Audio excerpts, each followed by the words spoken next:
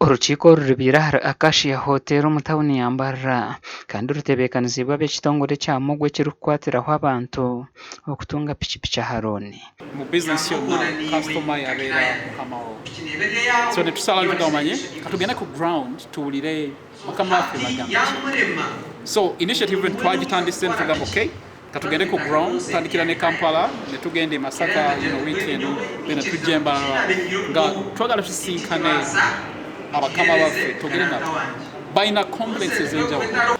Omuntu ayaka boda boda mu mogo akakwanga omwanzurure musasure mpora mukamareyo okapangira abakibo iza no airport nyoba buli akwiza ku reportinga police ngo bamubope kinwe ko na nisyanka kandi omuntu wazo mu investigations tusanga ngo wakire abamogo hona borekera oburemeezi obu barikurabamo kusya omu bantu obuheereza omu kutunga piki za looni. Nga emu ku challenges y'okuba na ba customer abatali beesimu kyogenda kujjojeyo piki tugeze ya million 6 kisuddeko emitwalo 8 piki olufuluma ku branch ward twakanalijamu gwe mulindo ogusembayo muuli customer naabula amasimu ge ne gavaako bagaranta be nga tolina gwolaba piki nebula.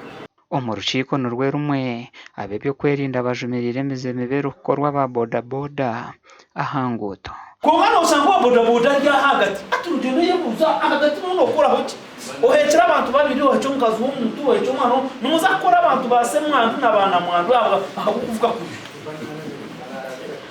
mwakireba oruwa boda boda yiza yakusara to misu atunono fachi abavugi ba boda boda barikuvugisa ekimama aha nguuto nabo barabwirwe. Ati rete ejo burizo twaguma tuferwa babiri tuba tukora so risk behaviors tyo nabagamba ngo kuhana abantu bitu mbagambire ngo this is real wakozesa risk behaviors mwene twebereremu tumanye ngu security netandikiro wanje kwe kurugo wanje ebone kuzo wasadiasi ebone kuzo wanuka mulinde ebintu byanyu ariko mukugira ki ariko mukwerinda.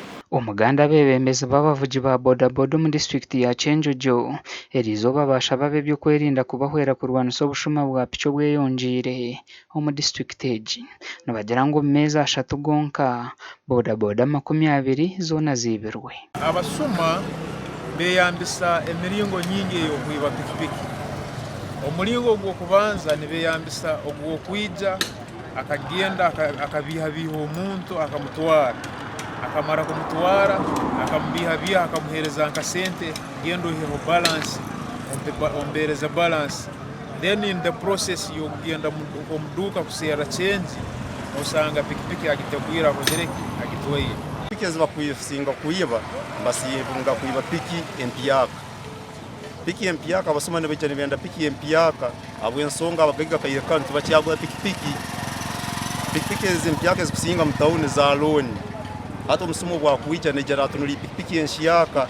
Arnold Mwesigwa n'omumbibirweho piki omu muringo ogutarikwetegyerezebwa. Enyuma hano mu town Kyenjojo mukapakinga ndakika nk'ibiri nagire duka ina atahamu sinajoro kinga kurungi munonga mu mahembe niza garuka heru nashanga piki taro nagezaho kuronda piki yabura era piki kabura kimwe eshaje tinka jirebera natarika kuye bintu ebindi.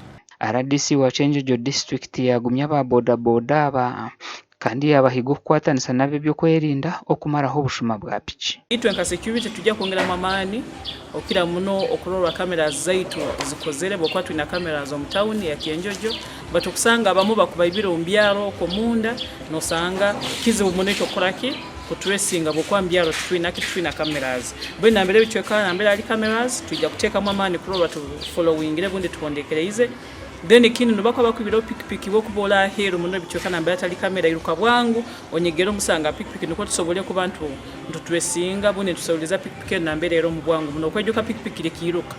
Gasha kwa Suzanne Charles na Daniel Bingana.